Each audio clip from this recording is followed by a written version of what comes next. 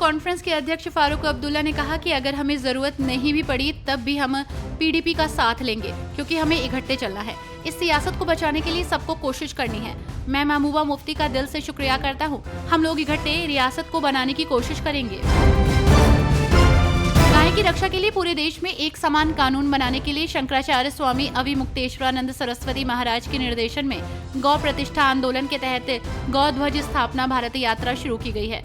इस बीच शंकराचार्य ओडिशा के भुवनेश्वर पहुंचे थे, जहां लोगों ने गौ रक्षा का वादा स्वामी अविमुक्तेश्वरानंद से किया। इसके बारे में शंकराचार्य ने खुद जानकारी दी। साथ ही उन्होंने गौ रक्षा के लिए सरकार से कानून बनाने की मांग की।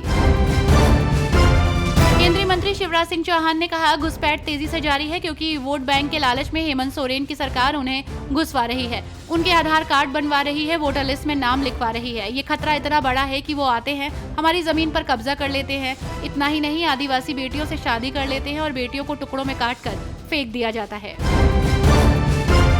बिहार में आई बाढ़ ने जनजीवन अस्त व्यस्त कर दिया, तो वहीं इस बीच सांसद राजेश रंजन उर्फ पप्पू यादव ने पूर्णिया जिले के अमौर और बेसा प्रखंड के बीडीओ, सीओ मुखिया, प्रमुख और स्थानीय जनप्रतिनिधियों के साथ बैठक कर बाढ़ की गंभीर स्थिति की समीक्षा की।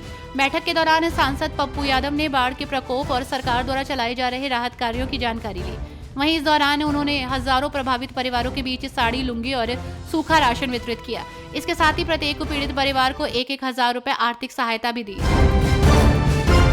तमिलनाडु हादसे को लेकर नेताओं की प्रतिक्रिया सामने आ रही है। इस बीच इस मामले को लेकर कांग्रेस नेता राशिद अल्वी ने कहा कि जो कुछ हुआ है वो दुर्भाग्यपूर्ण है। प्रशासन को सही तरीके के इंतजामात करने चाहिए थे, लेकिन जो सूचना मिल रही है उसके अनुसार वहां किसी की मौत नहीं हुई है, सिर्फ घायल हुए हैं। लेकिन मैं भाजपा से कहना चाहता हूं कि अभी कुछ ही दिन पहले उत्तर प्रदेश में 200 से ज्यादा लोग मारे गए थे, बड़ी भगदड़ मची थी। इसके लिए कौन जिम्मेदार था? भारतीय जनता पार्टी दूसरों पर दोष लगाने से पहले अपने गिरेबान में झांक ले तो ज्यादा बेहतर होगा। महाराष्ट्र के उप मुख्यमंत्री देवेंद्र फडणवीस ने राज्य में बड़े पैमाने पर सोलराइजेशन परियोजना शुरू करने की घोषणा की है। ये परियोजना नागपुर में आवाड़ा समूह द्वारा एक एकीकृत सौर संयंत्र के भूमि पूजन के साथ शुरू हुई, जो दक्षता बढ़ाने के लिए सौर इकाइयों को एकीकृत करेगी। ये अत्याधुनिक परियोजना वर्तमान मानकों की तुलना में अधिक दक्षता का दावा करती है और महाराष्ट्र में 20,000 मेगावाट सौर ऊर्जा प्राप्त करने की एक बड़ी योजना का हिस्सा है। महाराष्ट्र के डिप्टी सीएम देवेंद्र फडणवीस ने कहा, आज आवाड़ा ग्रुप द्वारा इंटीग्रेटेड सोलर प्लांट का भूमि पूजन किया गया।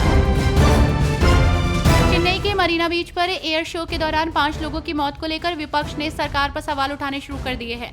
AIADMK नेता कोवई सत्यन ने कहा कि अगर स्वास्थ्य मंत्री में थोड़ी भी शर्म बाकी है तो तुरंत इस्तीफा दे देना चाहिए। लोगों को 10 किलोमीटर पैदल चलना पड़ा, जहां पानी तक की व्यवस्था नहीं थी। प्रशासन सीएम स्टालिन और उनके बेटे की सेवा में लगा हुआ था।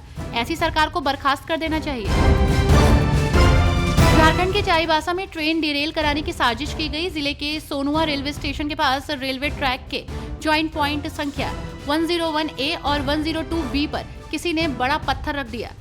जिस समय अधिकारियों को ट्रैक पर पत्थर होने की सूचना मिली, उस समय उसी ट्रैक पर शालीमार कुर्ला एक्सप्रेस आने वाली थी। हालांकि समय रहते रेलवे की पेट्रोलिंग टीम ने पत्थर को ट्रैक से हटा लिया। फिलहाल आरपीएफ पूरे मामले की जांच कर रही है। भारत मालदीव के बीच कई अहम समझौते हुए। पीएम मोदी और मालदीव के राष्ट्रपति मोहम्मद मुइज्जू के साथ हुई द्विपक्षीय बैठक में मालदीव को कई तोहफे मिले। इसमें 3,000 करोड़ रुपए का करेंसी स्वैप समझौता, भारत के सहयोग से निर्मित 700 से अधिक सामाजिक आवास इकाइयां और रुपे कार्ड जैसी कई अहम चीजें शामिल हैं।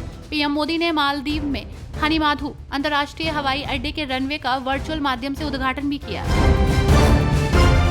सोशल मीडिया प्लेटफॉर्म एक्स पर ऊर्जा मंत्री AK शर्मा और सपा मीडिया सेल के बीच छिड़ी जुबानी जंग पर सपा विधायक रागिनी सोनकर ने कहा कि जितनी मर्यादित भाषा का प्रयोग करेंगे उतना ही सम्मान मिलेगा।